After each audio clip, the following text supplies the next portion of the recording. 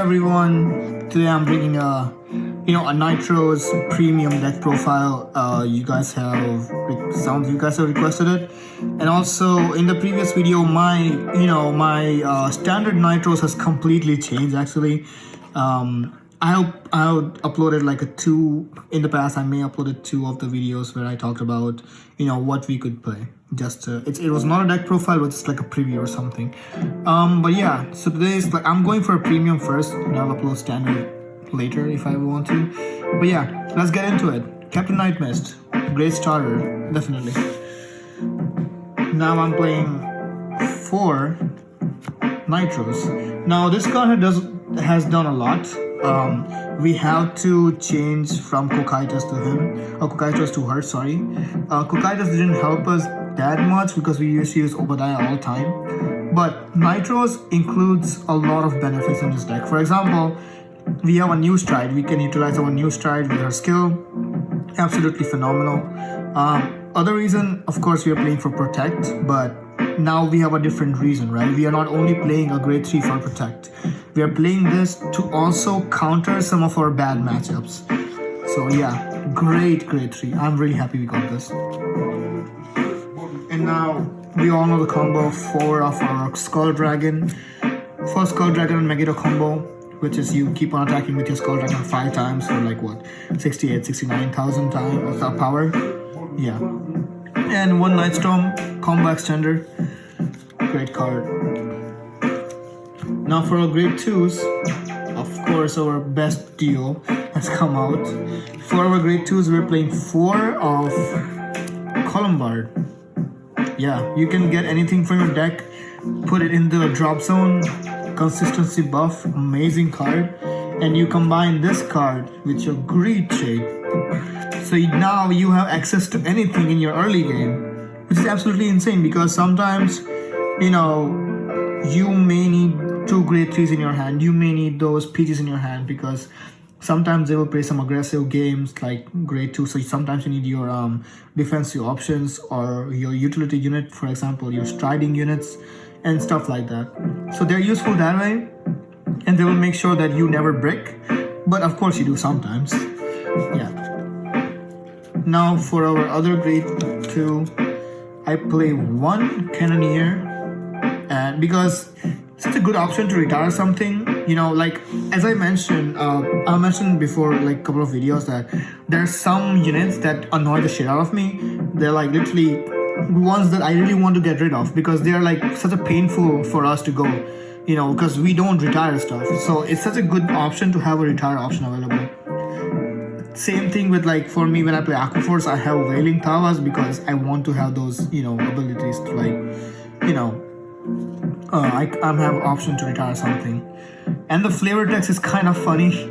Nobody focuses on that, but like, wow. Imagine this being a pickup line. This is so shit. And then I played 2 of the Ghost Ship, which is good for drawing and also has a good power buff, so why not? Now for our grade 1s, I play 4 Dancing Cutlass. We are using a lot of counter blast in this deck, so Dancing Cutlass is very important, especially when we are going to our new stride, which is Ship. It burns like 3 counter blasts, so yeah, you should have Dancing Cutlass.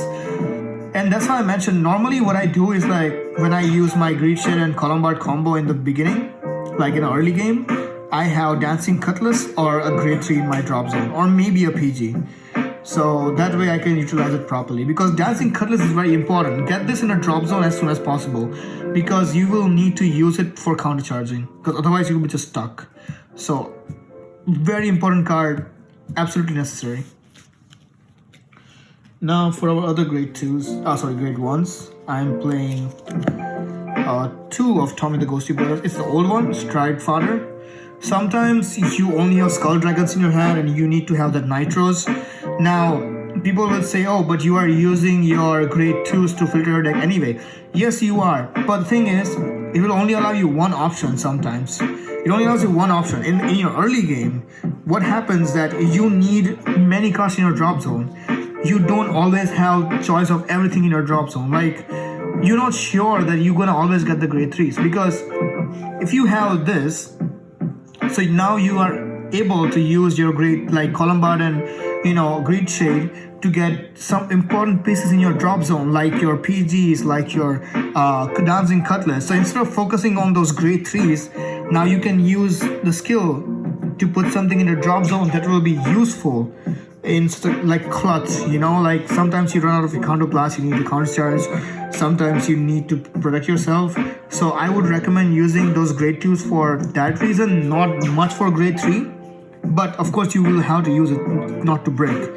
But just in case, if you run out of every single option and you don't have anything in your hand, for example, you don't have a grade 3 and you have no other choice to do it, if you have this, you can easily get it. That's why it's important. Because you don't want your hand to be full with Skull Dragons to ride it, Now I'm playing 4 Banshee to draw something, which is pretty nice. Card advantage, why not? Now I'm playing 4 of these PG. Now, if you have a meta where people are kind of like blocking grade 1 PGs, you can definitely replace it with the draw PG. But where I play, there is no meta like that, so I'm playing this. Now I'm playing 1 of the order. It's kind of useful, not much. It's nothing like Alexandros, because Obadiah revives certain amount of cards. It doesn't build up all the time. You only have 5 circles to fill anyway, so it's not that beneficial as it is in Aqua Force. So one of it. Now for our triggers, I'm playing 4 of this Wild Shibanshi, which is like plus 10k for your Vanguard when you stride. 4 stride fodders, crits. You know how I feel about new crits. They are useful, but just because you have them doesn't mean you neglect other options too. I'm playing other 4 other crits. I'm playing 12 crits in this deck. And then I'm playing, of course I'm playing 4 heals. Now for our G zone, we have 2 of this new strides, Bad Bounty. Such a great stride actually, because we have Nightrose, we can utilize this stride in a lot more, like in such an effective manner. It's kind of insane, to be fair. Like you have multi-attacks, you have draw engine because of your Columbard and ship and everything.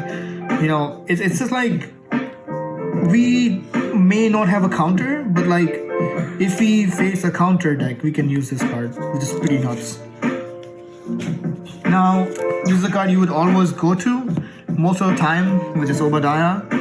You can mill anything you want, and then you can get anything on the board, so it's just pretty nuts. I like this card too. Now 2 Nitros.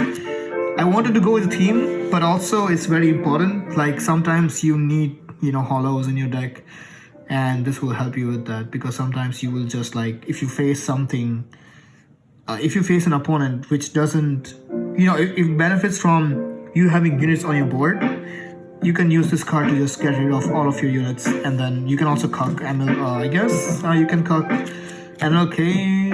I'm not really sure, but you may be able to. This card sometimes useful. I only use it to flip it. That's it. That's the only reason I do. But yeah, I haven't used it much. That's it. But like, could be good in the late game. For example, it gets plus 5k for each face up. Not it, but like choose a card from your drops on God to a rear guard and get plus 5k for each. There's only 1 card. It's not such a burst. It's not such a good turn, but maybe if someone likes it, hey, why not? Now I'm playing 2 of these dragons or Megiddo, because we need Megiddo in this deck. Like we really need it because it's a good finisher. It's important to have it. Now the other Balan Arena, which is okay, like sometimes you could use it. I normally have never came across a situation where I have used it, so yeah.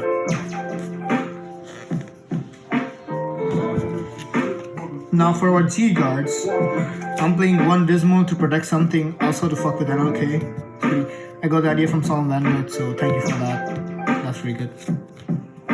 Now I'm playing 2 of this girl. Oh sorry, I don't know if it's, oh yeah, Negra mode. Extra PG, which is okay. 15k shield sometimes It's a 30k bonus, which is pretty good. And this girl, the best G-Guard ever. Yeah, that was my Nightrose Premium deck profile. If you guys like the video, let me know in the comments. Or if you guys are a Grand Blue main, or if you guys want me to make some improvements, drop it down in the comment. I'm also learning. So yeah, I'm really open for discussion. So yeah, if you have any tips, drop them down in the comments. And I'll see you guys in the next video. Bye-bye.